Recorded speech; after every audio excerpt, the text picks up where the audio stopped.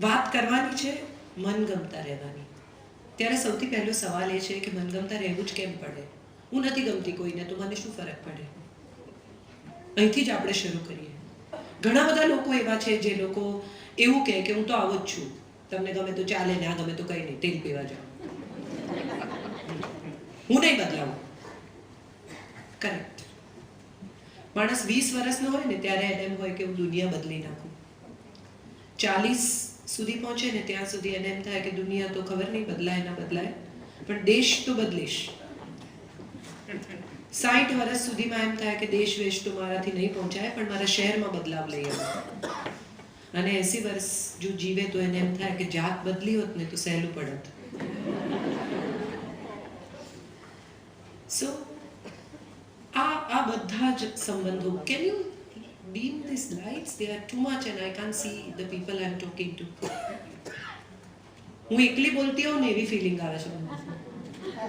મારા ઓડિયન્સની આંખો ના દેખાય તો મને મજા નથી આવતી. તો પણ થઈ શકે. There is a request to have a little house lights, please. Even I would like that way.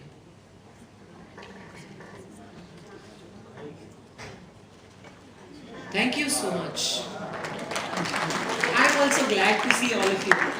મને એવી ફિલિંગ આવે છે કે હું એકલી બોલું છું અહીંયા ઊભી રહીને. સાયકેટ્રિસ્ટની જરૂર પડે સાંજના છે. So I am in a better position now. I can see all of you and I think that's the best thing one can have. વાત કરવાની છે મનગમતા રહેવાની ને ત્યારે સવાલ થાય છે કે મનગમતા રહેવું કેમ પડે? હું શું કામ કોઈને ગમું? મારે શું કામ કોઈને ગમવું પડે? આવો સવાલ આપણા બધાની સામે ઘણીવાર આવે છે. હું એમને નથી ગમતી તો કંઈ નહીં. પણ ત્યારે એક બહુ મજાની વાત એ છે કે આપણે બધા અપ્રુવલની સોસાયટી પર જીવીએ છીએ. ક્યાંય પણ જઈએ, કોઈને પણ મળીએ, કોઈ એમ કહી દે કે તમે સાડી સારી નથી, આવી ન પહેરતા, તો આપણે એને બહુ સિરિયસલી લઈએ છીએ. કોઈ એમ કહે કે પ્લે સારો નથી, ઠીક છે, તો ડિરેક્ટર એને બહુ સિરિયસલી લે છે. કોઈ એમ કહી દે કે આ ભાઈનો સ્વભાવ સારો નથી, આ બહેન જરા વિચિત્ર છે, તો એને પણ આપણે બહુ સિરિયસલી લઈએ છીએ. આપણે આખી સોસાયટી આપણને અપ્રુવલ પર જીવતા શીખવાડે છે. આપણે ગાડી લાવીએ એનો આનંદ ઓછો છે, પણ પડોશીની આંખમાં ઈર્ષા દેખાય એનો આનંદ વધારે છે. ઘરમાં કોઈ જમવા આવે ને તો આપણે એને ઘર બતાવીએ છીએ.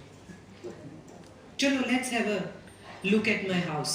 આ બેડરૂમ છે, આ બાથરૂમ છે, આ ફલાણું. એ કોઈ દિવસ તમારે ઘેર કદાચ રહેવા આવવાના નથી, તો પણ તમે એને ઘર બતાવો છો.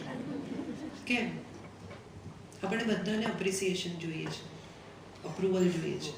આપણે જે કરી રહ્યા છીએ તે બધું બરાબર છે, આપણે જેમ જીવીએ છીએ તે બરાબર છે, આપણે જે પ્રકારના માણસ છીએ એ બરાબર છે.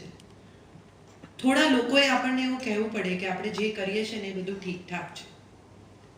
અને જો એવું કહે તો જ આપણને લાગે છે કે આપણે જે કરી રહ્યા છીએ તે બધું બરાબર છે.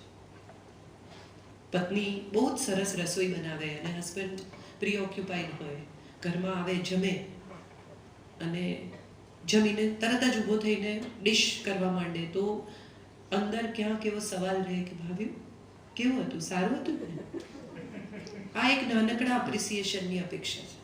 તૈયાર થઈને બહાર જતી હોય પત્ની અને જો નીકળતી વખતે એકાદ બે લુક આપે અને જો હસબન્ડ એમ ન કહે કે સારી લાગે છે, સાડી સરસ છે.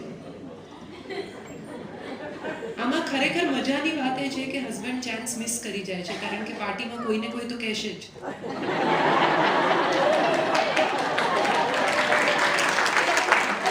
એટલે આપણે કહી દેવું સારું, let's be the early bird and say it. અથવા તો હસબન્ડ ગિફ્ટ લઈને આવે છે અને પત્ની ખોલીને તરત જ જોઈને કહે કે ગ્રીન, તમને ખબર છે હું તો ગ્રીન પહેરતી નથી. તો માણસ નક્કી કરી લે કે ફરી લાવવું નહીં આના માટે. આપણે બધાને એવું ગમે કે આપણે જે કરીએ ને કોઈ નોટિસ કરે, એના વિશે કોઈ સારું બોલે, એના વિશે કોઈ સ્નેહથી વાત કરે, એના વિશે કશુંક એવું થાય જે નોટિસમાં આવે, જે અપ્રિસિએટ થાય. અને એ બધાની વચ્ચે ક્યાંક સમવેર આપણી અંદર એવી ભૂખ છે, ઈચ્છા છે, ઝંખના છે, આશા છે, અપેક્ષા છે, whatever word you want to use, કે જેને આપણે સ્નેહ કરીએ છીએ, જેને આપણે પ્રેમ કરીએ છીએ, જેની આસપાસ આપણી જિંદગી ગોઠવાયેલી છે, એવી વ્યક્તિ આપણી સાથે ઇમોશનલ લેવલ પર એક સુરમાં કનેક્ટ થાય. આ બસ આનાથી વધારે મનગમતા રહેવાની કોઈ અપેક્ષા નથી.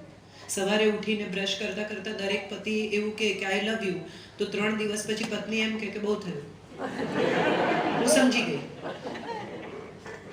કોઈને એવી આશા નથી કે રોજ મિકેનિકલી એક જ પ્રકારના ઇમોશન્સ દોહરાવવામાં આવે. મારો એક પ્લે છે which is called perfect husband. એ પ્લેમાં એક પત્ની કમ્પ્યુટર પર હસબન્ડ ઓર્ડર કરે છે, ડિઝાઇન કરેલો પતિ, જેવો એણે કલ્પ્યો તો એવો. દિવસમાં 10 વાર આઈ લવ યુ કે, એટીએમ હોવું જોઈએ, 4 ચેનલ ચાલવી જોઈએ, હું મારી મમ્મી સાથે વાત કરતી હોઉં તો મને ડિસ્ટર્બ નહીં કરવાની, વગેરે વગેરે એના રિક્વાયરમેન્ટ્સ આપે છે કંપનીને. અને પછી હસબન્ડ આવે છે અને એની સાથે એની એક રિલેશનશિપ શરૂ થાય છે. અને પછી સમજાય છે કે આ તો મશીન સાથેની રિલેશનશિપ છે, આ માણસ સાથેની રિલેશનશિપ નથી. હું ઈચ્છું એવું કરે તો મશીન છે, પણ હું ઈચ્છું એવું સમજીને કરે એ માણસ છે. હું જે ઈચ્છું છું એ સમજે, હું જે માગું છું એ એના સુધી પહોંચે, હું જે ઝંખું છું એટલું એને સમજાય, પ્રોબેબલી એ માણસ છે. અને આપણે બધા માણસ સાથેની રિલેશનશિપના ભૂખ્યા છીએ. સો નાઉ દેટ વી કમ ટુ મનગમતા રહીએ, મારે કેટલીક સાદી વાત કરવી છે. આપણે બધા જ જ્યાંથી શરૂ કરીએ છીએ ને એ એક એવા ઉછેરમાંથી આવીએ છીએ કે જ્યાં આપણને એવું શીખવવામાં આવે છે કે ફેમિલી અંતિમ સત્ય છે. હવેના બાળકો અલગ છે, તમે જ્યાં વસો છો એ દેશ અલગ છે. ત્યાં સાવ જુદા પ્રકારની માનસિકતામાં તમે તમારા સંતાનને ઉછેરી રહ્યા છો. હેતલબેને પૂછ્યું કે આપણી સંસ્કૃતિનો વારસો એમને આપી શકીશું, ત્યારે મને સવાલ એવો થાય છે કે આપણે એમને કન્ફ્યુઝ શું કામ કરવા છે? આપણે શું કામ એ સંસ્કૃતિનો વારસો એમને આપવો છે જે સંસ્કૃતિમાં કદાચ એ જીવવાના જ નથી, એ મંદિર જવાના જ નથી જે મંદિરમાં આપણે એમને મારી પીટીને લઈ જઈએ છીએ. આપણે એ સંસ્થા સાથે હવે એમને જોડવાનો આગ્રહ છોડીને પ્રોબેબલી એમને એ શીખવવું જોઈએ કે એક સારા માણસ કેવી રીતે થવાય. How can you be a better human being? How can you love everybody? How can you forgive everybody? How can you just get rid of the baggages that you have been carrying all your life? 40, 45, 50 વર્ષે માણસ પાછો ફરીને જુએ ત્યારે એને સમજાય કે કેટલું વજન લઈને જીવી ગયા. આને તો હું માફ નહીં કરું, પેલાને તો હું છોડીશ નહીં, આને તો હું બિલકુલ પાઠ ભણાવી દઈશ. આ બધાની વચ્ચે એકવાર વિચારીએ તો સમજાય કે આપણે જેને પાઠ ભણાવવા નીકળ્યા છે ને એ તો ભૂલી ગયા છે કે કઈ બાબતમાં પાઠ ભણાવવાનો છે. એ એના બેગેજથી મુક્ત છે, તમે એનું બેગેજ લઈને ચાલો છો. એક બહુ સરસ ઝેન વાર્તા છે કે એક શિષ્ય અને એક ગુરુ, 2 જણા જતા હતા ને ગુરુ વારંવાર શિષ્યને કહે કે આમ છોડી દે, તેમ છોડી દે, નહીં કર. પણ શિષ્ય તો દર વખતે એની એ વાત પકડી રાખે કે ના, તમને નહીં સમજાય, મને કેટલું દુઃખ છે, હું ક્યાંથી દુઃખી થઈને આવ્યો છું, મને કેટલા પ્રોબ્લેમ્સ છે. એક દિવસ ગુરુએ દોડતા જઈને એક ઝાડને પકડી લીધું જોરથી અને બૂમો પાડવા માંડ્યા, મને છોડ, મને છોડ, મને છોડ. એટલે શિષ્ય ત્યાં જઈને કહ્યું કે તમે શેના માટે બૂમ પાડો છો? ઝાડને તમે પકડ્યું છે, ઝાડે તમને નથી પકડ્યા. Why are you shouting? એટલે શિષ્યને ગુરુએ બહુ હસીને કહ્યું કે બેટા, બધી જ બાબતમાં એમ જ હોય છે, આપણે પકડી અને આપણે જ બૂમો પાડીએ છીએ. સંબંધ એ બહુ સુંદર સ્પેસની વાત છે. હું તમને ચાહું, તમે મને ચાહો, અને આપણે એકબીજાને એક એવી જગ્યાએ, એક બોક્સમાં ફિક્સ કરી દઈએ કે જ્યાં આગળ હું પણ શ્વાસ ન લઈ શકું ને તમે પણ શ્વાસ ન લઈ શકો, તો ગુંગળાઈને થોડોક જ સમયમાં બેમાંથી એક જણ બોક્સમાંથી બહાર નીકળી જશે. એક માણસે ચેલેન્જ આપી કે મારો એક બકરો છે, એની બહુ વાસ આવે છે, જે માણસ એની સાથે મેક્સિમમ ટાઈમ રહી બતાવશે એને હું પૈસા આપીશ. પહેલો માણસ ગયો 10 મિનિટમાં બહાર, બીજો ગયો 15 મિનિટમાં બહાર, ત્રીજો ગયો 20 મિનિટમાં બહાર, ચોથો અડધો કલાક રહ્યો, પાંચમો ગયો અડધો કલાક, 40 minute, 45 minute, 50 minute. Everybody was happy. કરે વાહ, આની તો કેપેસિટી ભયાનક છે. થોડી વારમાં બકરો બહાર નીકળી ગયો. આવું પણ થતું હોય છે સંબંધોમાં. આપણે ચેલેન્જ લઈએ કે હું ટોલરેટ કરીશ, હું સહન કરીશ, હું ટકી જઈશ, હું બધું ચલાવી લઈશ, હું બધું માફ કરીશ. પણ શક્ય છે સામેના માણસની એટલી તૈયારી ન પણ હોય. રિલેશનશિપ ઇઝ ઓલ અબાઉટ લવિંગ ઈચ અધર અનકન્ડિશનલી.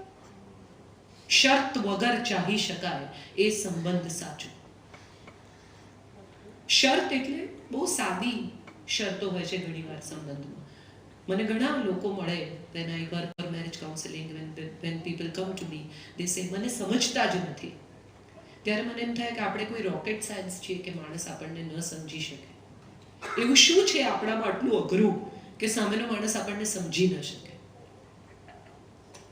સરળ હોવું, સહજ હોવું, સ્વાભાવિક હોવું એટલું અઘરું છે. સાચું બોલવું એટલું અઘરું છે. ગીતાના 15મા અધ્યાયનો પહેલો શ્લોક છે. બહુ બહુ ઉત્તમ શ્લોક છે. ઉર્ધ્વ મૂળ અધઃ શાખા અશ્વત્થ પ્રાહુર્વ્ય. માણસ એક જ એવું પ્રાણી છે કે જેના મૂળ ઉપરની તરફ છે ને શાખાઓ નીચેની તરફ વિસ્તરેલી છે. બાકી બધા જ પ્રાણીઓને ઈશ્વરે એવા ઘડ્યા છે કે જેની શાખાઓ ઉપર વધે છે અને મૂળ નીચે છે. આપણે સીધા ઉર્ધ્વ સાથે કનેક્ટેડ છીએ. આ ગીતામાં કહ્યું છે. સીધા જે લોકો ઉર્ધ્વ સાથે કનેક્ટેડ છે એને ઉર્ધ્વ વિચારવું જોઈએ, એને ઉર્ધ્વ તરફ ગતિ કરવી જોઈએ, એને ઉર્ધ્વ તરફ જવું જોઈએ. અને જો તમે એમ કરો તો તમે કુદરત સાથે સંયોજિત છો, તમે પરફેક્શનમાં છો, કુદરત સાથે એક સુરમાં છો કે તમે ઉપરની તરફ જઈ રહ્યા છો, લાઇટર થઈ રહ્યા છો. આપણે જનરલી બધા જ ઊંધું કરતા હોઈએ છીએ. બાળક હોય ને કેટલું લાઇટ હોય, તમે જુઓ, માં તમાચો મારે ને તો રડતું રડતું માં પાસે જ છે. થપ્પડ તો માએ મારી છે, એને યાદ રાખવું જોઈએ કે હવે તો તારી પાસે આવું જ નહીં.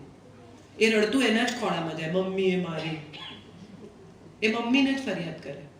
બે છોકરાઓ લડે એકબીજાની સાથે અને 5મી મિનિટે એ ભેગા રમતા હોય. એ લોકો એકબીજાને બચાવવા માટે મા બાપ લડ્યા હોય એ દિવસો યાદ રાખે ને એમના છોકરા ભેગા રમતા હોય 10મી મિનિટે. બાળક હોઈએ ત્યારે આપણે કેટલા બધા નિર્દોષ, કેટલા બધા ખાલી, કેટલા બધા રિક્ત હોઈએ છીએ. જેમ મોટા થતા જઈએ ને એમ ભરતા જઈએ છીએ, વધુ ને વધુ, વધુ ને વધુ. એક એવી જગ્યા આવે, તમે લોકો બધા જતા જશો ઇન્ડિયા, બેગ ઉપર ચડીને ઝીપ બંધ કરતા જશો. બધાને જ ખબર છે કે આવી જ રીતે બેગ બંધ થાય ઘેર જતી વખતે. આમાં બીજો કઈ રસ્તો જ નથી. બધા જ ચડે, કઈ હું ચડું. મજાની વાત એ છે કે એ બેગ જે તમે બંધ કરી છે એમાં તમે ભર્યું શું છે? જૂના કપડા, જૂની વસ્તુ, જૂનો કચરો, જૂના બેગેજીસ. તો નવી વસ્તુ મૂકવાની જગ્યા નથી.